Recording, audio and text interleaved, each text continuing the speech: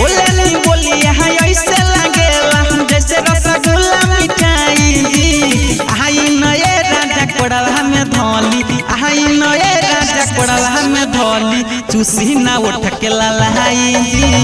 आई नए राजा कोड़वा में धोली, चूसी ना उठ के ललाई जी।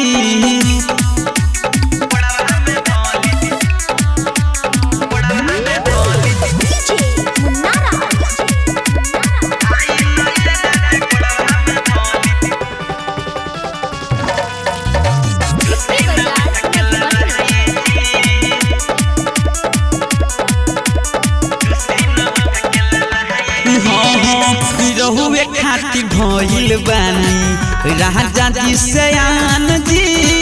चढ़ल जवानिया हमसे सहाय जी। सुनी ना रहुए खातिर भइल बानी राजा जी सयान जी। चढ़ल जवानिया हमसे सहाय जी। भदी न पाजा लिखूबे बाजा काहेला जात बानी जी। भदी न पाजा लिखूबे बाजा काहेला जात बानी जी। आई नए राजा कोड़वा में धोली, आई नए राजा कोड़वा में धोली, चूसी ना उठ के ललाई जी। आई नए राजा कोड़वा में धोली, चूसी ना उठ के ललाई जी।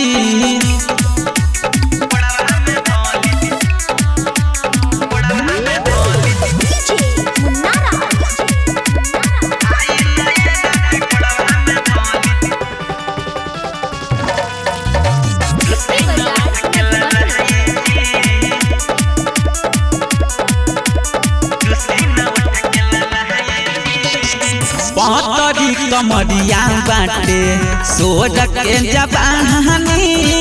छुई न तो राजा हमर करे लागी हानि। राजा सुनी ना पतरी कमरिया बाटे सोर के जबानी। छुई न तो राजा हमर करे लागी हानि।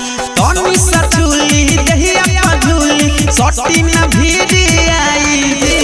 तनी सचुली दहिया पझुली सटी न भीड़ी आई जी। आई नए राजा कोड़वा में धोली, आई नए राजा कोड़वा में धोली, चूसी ना उठ के ललाई जी। आई नए राजा कोड़वा में धोली, चूसी ना उठ के ललाई जी।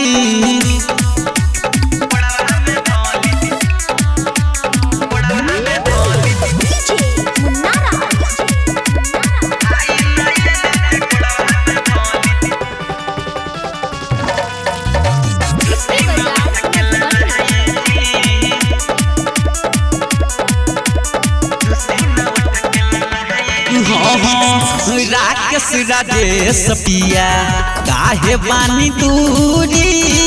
बुझी ना जोगे अपना मेहरी के मजबूरी। राकेश राजेश पिया काहे बानी दूरी। बुझी ना जोगे अपना मेहरी के मजबूरी। बोले निशादी छिनके आजादी के मालिया पैसा भाई जी। बोले निशादी छिनके आजादी के मालिया पैसा भाई जी। आई नए राजा कोड़वा में धोली, आई नए राजा कोड़वा में धोली, चूसी ना उठ के ललाई जी। आई नए राजा कोड़वा में धोली, चूसी ना उठ के ललाई जी।